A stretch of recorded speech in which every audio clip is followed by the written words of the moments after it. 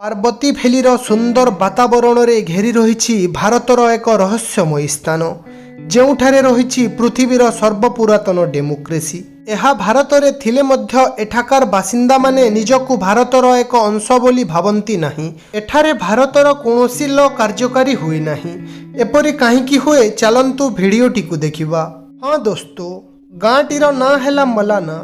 ହିମାଚଳ ପ୍ରଦେଶର ପାର୍ବତୀ ଭ୍ୟାଲିରେ ଥିବା ଏକ ଛୋଟ ଏନ୍ସିଏଣ୍ଟ ଗାଁ। ଏଠାରେ ରହନ୍ତି ପାଖାପାଖି 1700 ଲୋକ।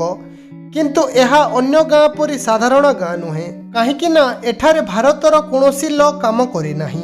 गाँर निजर आईन व्यवस्था अछि।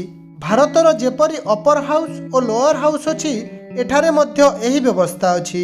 एठारे अपर हाउस को जयस्थान और लोअर हाउस को कनिस्थान कहा जाए। मलानार बासिंदा मानंकु नै दुईटी लोककथा अछि। गोटिए लोककथारे सेमाने निजको अलेक्जेंडर वंशधर बोली विश्वास करती। तांको कहिबा अनुसार सेमानंकठारे प्योर आर्यन जीन रहिछि। अन्यटिरे सेमाने निजको रावणर वंशधर बोली विश्वास करती। एठारे एक यूनिक भाषा कहा जाए जहाँ भारतर अन्य कौनसी राज्य रे कहा जाए नाही। भाषाटीर नाँ हैला कानास। एई भाषा को नै एक रोचक कहानी अछि। बहु पुरातन काल रे एहा राक्षस मानंको अधीन रे थिला। ऋषि जमदग्नि घोर तपस्या करी एहाकु राक्षस मानंकोठु मुक्त करिथिले। राक्षस माने चाली गले सत, हेले तांको भाषा एठारे सबुदिन पई रहिगला। सेतिपई एई भाषा को राक्षस भाषा मध्य कहा जाए। पर्यटन एहार मुख्य इनकम सोर्स अटे।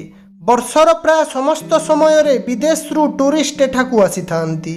मलाना क्रीम जहाँ मेरिजुआना रु तैयारी हुए केवल एठारे मिले। एहार प्राइस केजी पिछा 3 लाख रु भी अधिक थाए।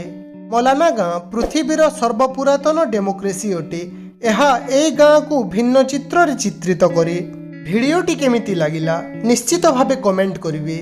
पुणी देखा हबो आपणक सह आगामी एपिसोड रे। धन्यवाद।